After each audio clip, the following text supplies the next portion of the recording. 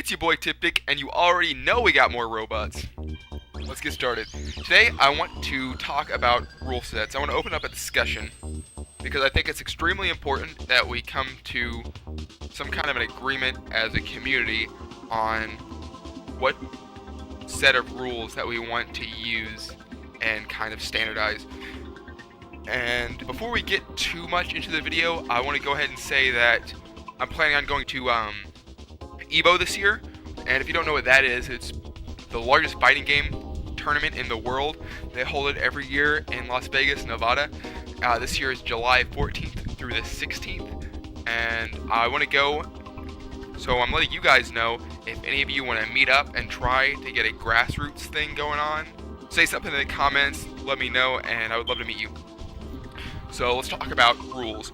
Okay, so there's a list of rules that we've been using in my area locally, and there's another list of rules that they used last weekend at CEO Dreamland. I think it was last weekend anyway. Anyhow, it was at CEO Dreamland, and I want to talk about both lists, about why we use the rules that we do here, and I want to talk about the other list and what I like and dislike about that. So without further ado, let's get started. The first thing you want to do is go in options. This is our rules, by the way, in Louisville. I'm going to type it all out and put it in the description if you want to follow along.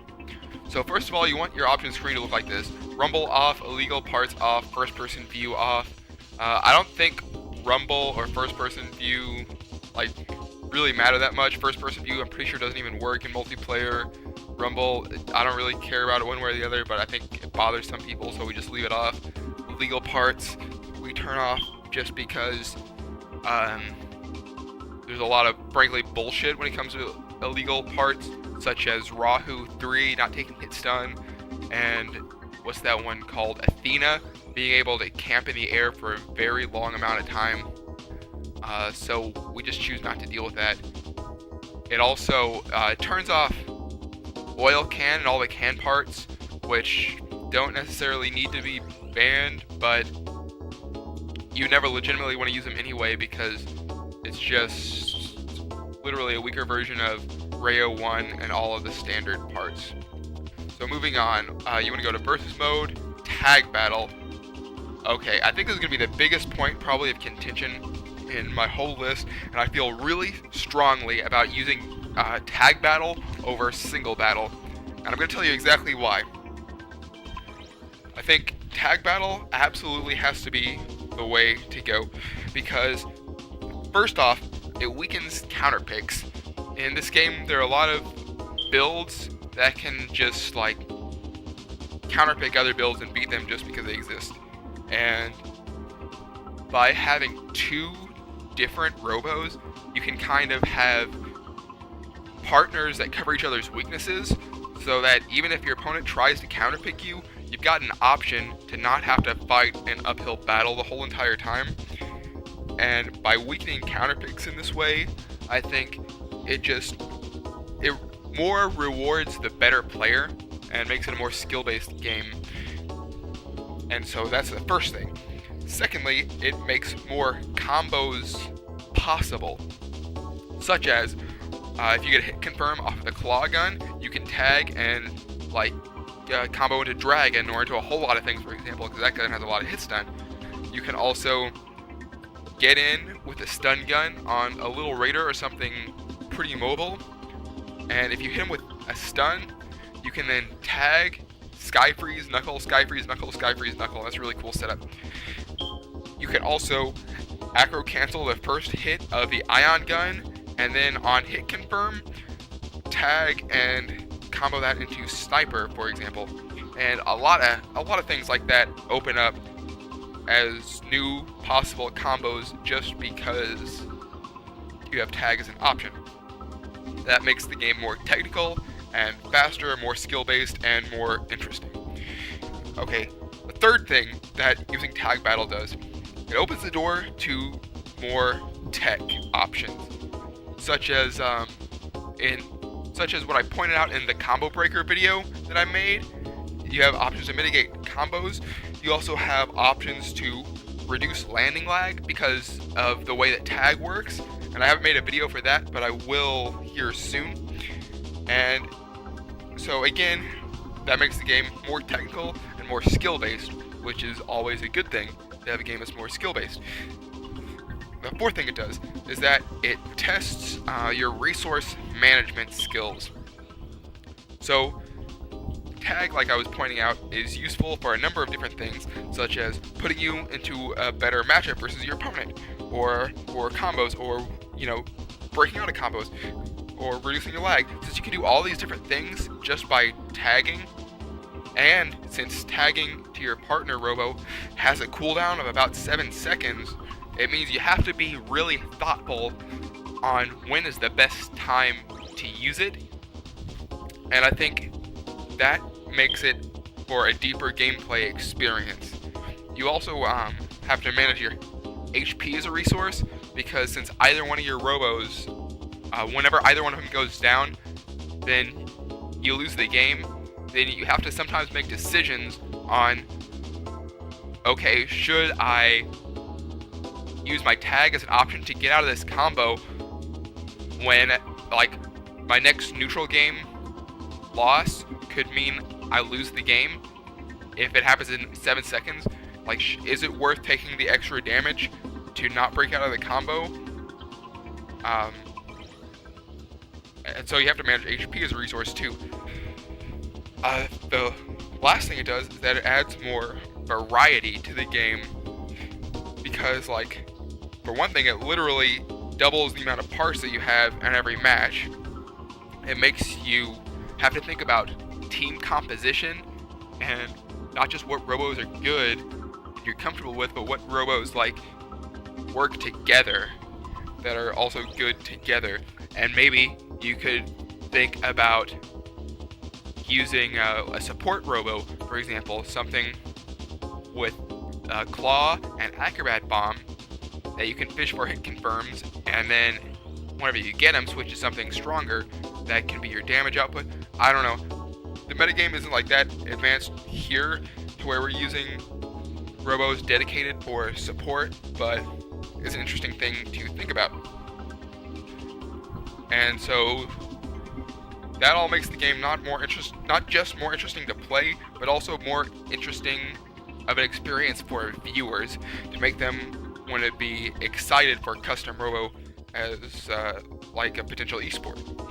And so everybody wins, because tag battles make the game deeper and more skill-based, and just more interesting to play and watch.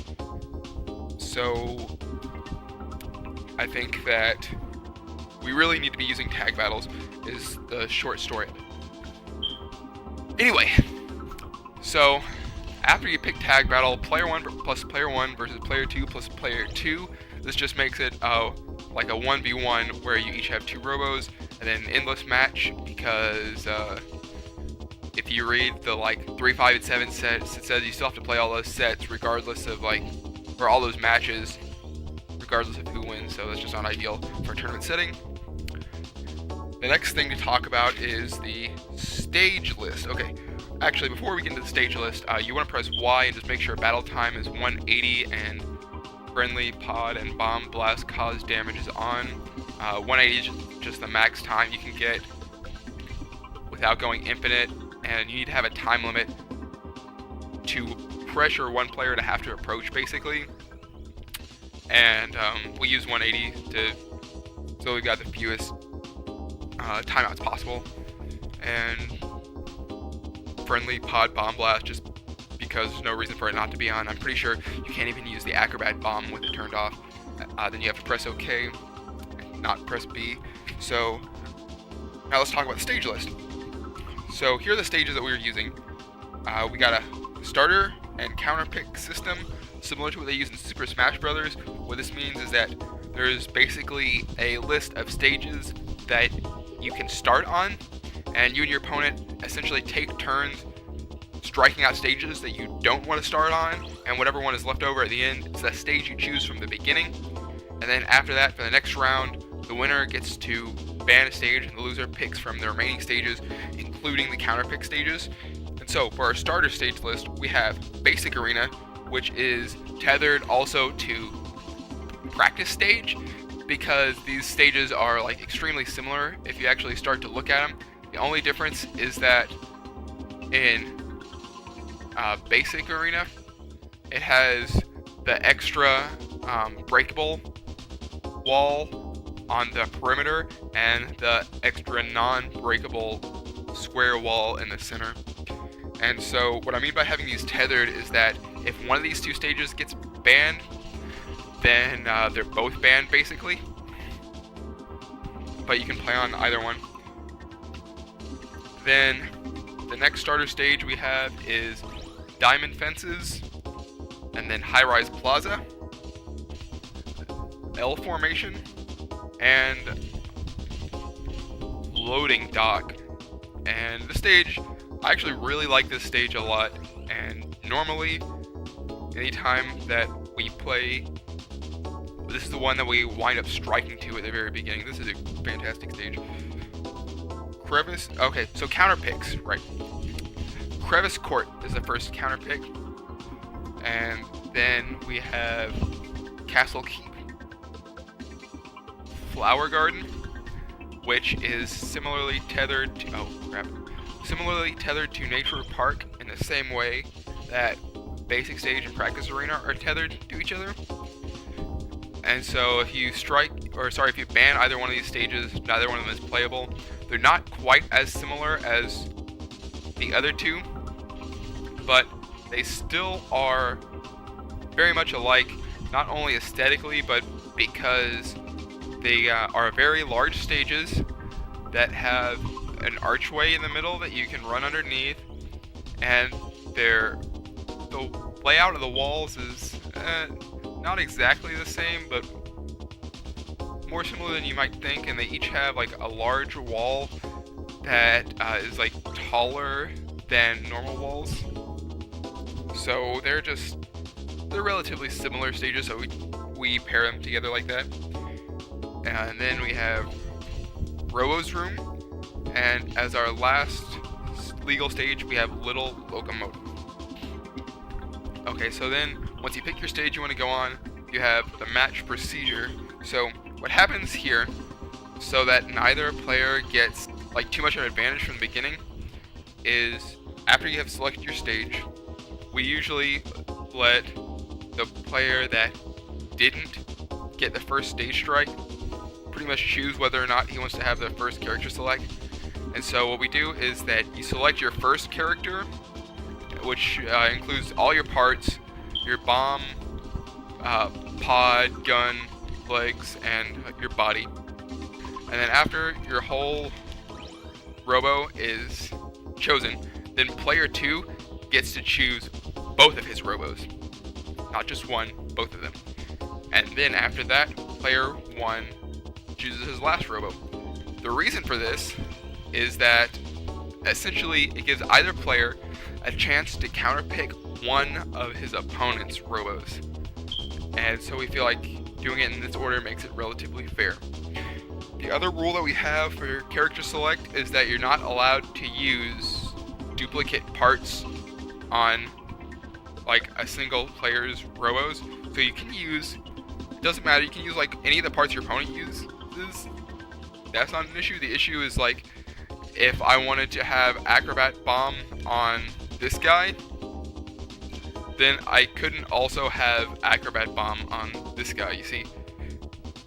So it forces you to have to be kind of more creative in that sense.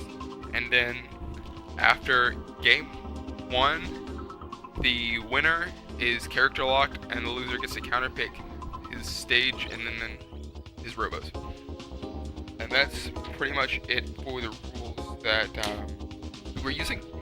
So now I want to go over the list that was used at CEO Dreamland and talk about my thoughts on that list. Let me just pull that up. Okay, I'll leave a link to this stage list in the description so you can follow along if you want to. They were, I believe, from what I can tell, using single battles, which, as I said before, I think is inferior to tag battles.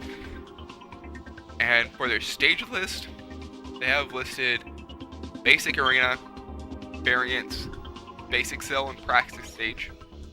And I think that basic cell, here's the way I feel about all the cells, because there are 3 versions. There's like basic cell, diamond cell, and high rise cell, which are all 3 just alternate versions of basic arena, diamond fences, and high rise plaza respectively.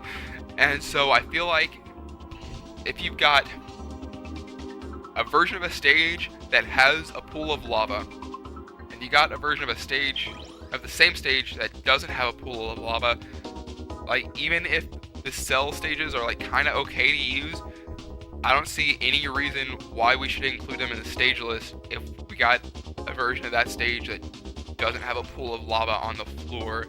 It just kind of seems like we don't really need to have them, especially which one is it? I'm pretty sure it's high rise cell. It's got a pool of lava directly behind like a wall, and if the screen is turned a certain way, you can't even see it, and so it's like really silly.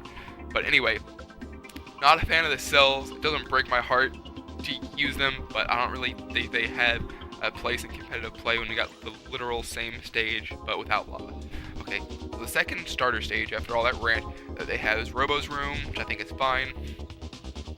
Crevice Court is fine. High Rise Plaza, variant High Rise Cell, I already ranted about the cells. They've got Little Locomotive, which I think is interesting to have as a starter. Seems more like a counter pick to me, but that's whatever. Castle Citadel is a stage that we are not using. The raised area of the plateau with the walls around it just seems like kind of awkward to get through in the middle. I'm not a fan of this stage, but I think that it's not a terrible stage. It wouldn't break my heart to have to use Castle Citadel. Magma Hole, I think this is really interesting of a stage to have. Out of all the magma stages in the game, I think this is the least offensive, because like for half of the game there's not even any magma on it, and if you step in the middle, then the middle part depresses and has some lava there for a little while. And I think the stage is mostly okay, but having a portion of the game where you can't really approach through the center of the stage without having to jump, I think that it promotes camping a little bit too much, especially since the perimeter is so cluttered with walls. I think that this stage too much promotes camping, basically. So I don't really care for it, but I think out of all of the stages with lava, this one is probably like the least offensive to include in the stage list. So next up on the stage list is Deadline and Double Deadline. Oh my god. I have to say, this really leaves me scratching my head as to who thought this was okay. These have to be, except for like maybe impact craters, these have to be like the worst stages in the entire game. The entire floor is made of conveyor belts that go towards pools of lava, and to make matters worse, like some of the walls are even moving. I don't think these stages have any sort of place in competitive play at all. If I had to make like my biggest complaint about this stage list, I think it's mostly okay, but the Deadlines, I think these guys really have to go. I feel strongly about Deadline and Double Deadline. Okay, the next one is another one that we're not using in our stage list. It's Chinese Bowl. I actually personally really like Chinese Bowl, and I would love to use it. I'm the only person in my area who seems to like it, but I think it's a fine stage. I think it's a really cool stage, actually. So Chinese Bowl, that's okay by me. Castle Keep is their next one, which I think I agree should probably be a counter pick. That's fine. Then they got Diamond Fences. I think it's interesting that they choose this to be a counter pick and not a starter, but I definitely think that this is a very fine stage to be legal. Next one is Merry-Go-Round, which is another one that we're not using, and I think this stage is kind of okay. I'm a little bit bordering on not liking it, but I think it's alright. I think that if you want to use this stage, it should be tied to Chinese Bowl as like a variant of the stage, because they're so similar. They both are like very small circular stages that have a small round wall in the center and small walls on that like circle around the inner pillar. And yeah, I think they're very similar and they should probably be tied to each other, because I think that most Robos, like most of the time, if you would want to counterpick to Chinese Bowl and that gets banned, you could just go to merry-go-round and it would fulfill like the same thing pretty much. So I think if you want to include this, you have to make it a variant of Chinese Bowl, since there's so much alike. Okay, Checkmate Foundry is another one on their counterpick list. And this stage, I think if you're going to include any stage in the entire game that has treadmills, this would be the one to include. However, I still don't think that it needs to be in competitive play, because the walls in the middle are like really cluttered a lot, and it makes it hard to approach through the middle. It's a really hard counterpick for little raiders because they have to jump to get over the dips in the walls because their legs aren't long enough. Having so much clutter in the center, that makes it hard to approach through. And also having the treadmills to have to go and deal with when approaching from the sides of the stage, it kind of promotes camping, I feel like. And you can use the treadmills to your advantage to get around the stage very quickly, but because the treadmill only goes one way, depending on where your opponent is positioned, they can just sort of hang out next to the treadmill, and if you want to go all the way around on the far treadmill to try and get to them, then they can just go on the one that's right there and get away from you. So I don't really think this is a great stage because it does promote circle camping, I think. So yeah, then they've got Flower Garden and Nature Park as two different stages, and I already discussed why I think they're both fine stages, but they should be tethered because, like Merry-Go-Round and Chinese Bowl, they're both very large and pretty similar, and probably if somebody wants to go to one of those two and the other one gets banned, then they'll just go to the other one. So they probably ought to be tethered. And then L Formation is their last counter pick, which, I mean, I completely agree with the stage being legal. I think it's probably one of the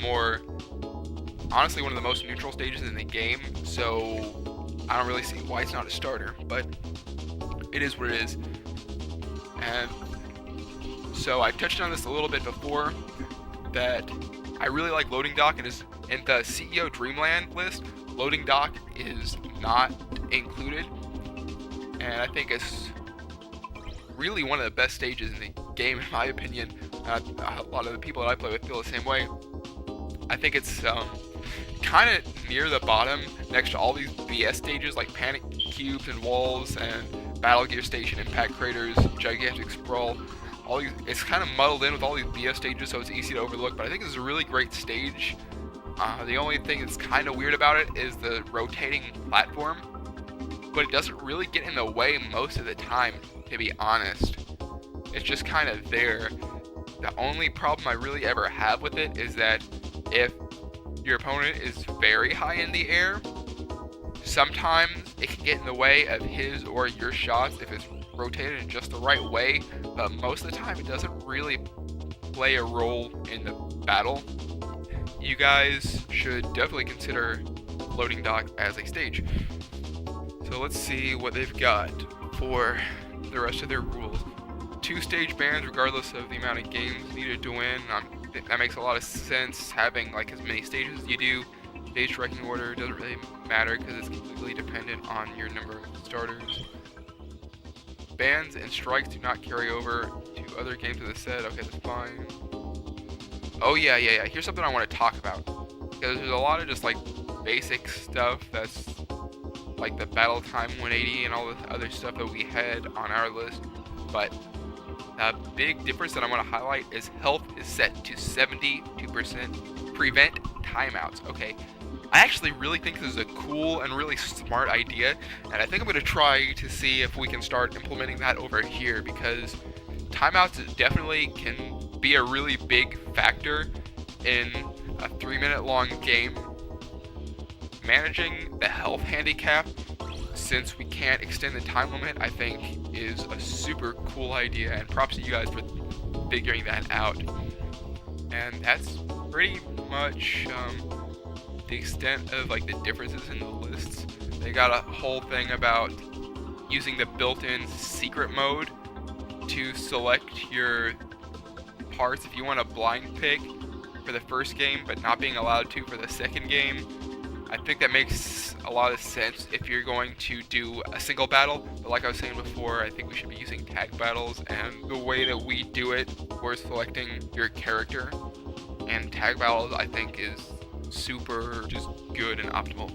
So that is a lot of information, but I'd like to hear input from you guys in the comments, and let me know, what do you think about both of the stage lists, and what do you think would be the best compromise between what both of these groups are doing, basically. So go ahead, and if you want to leave a like, that would help me out. And until next time, I'll see you guys later.